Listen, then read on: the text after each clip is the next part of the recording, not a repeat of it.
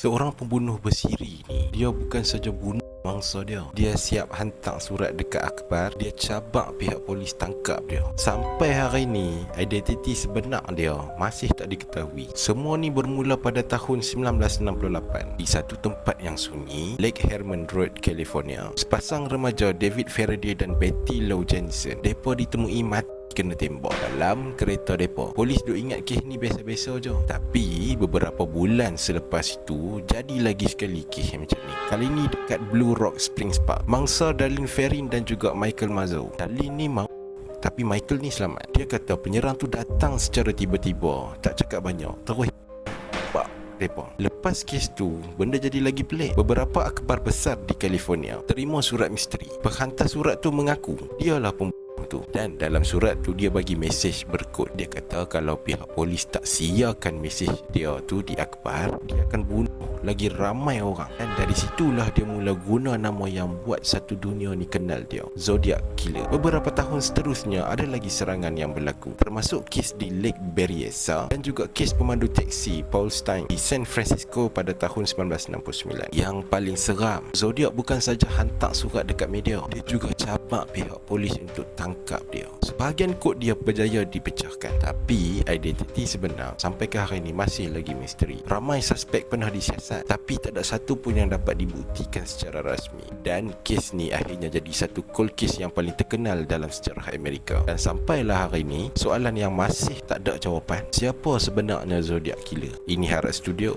on the scene.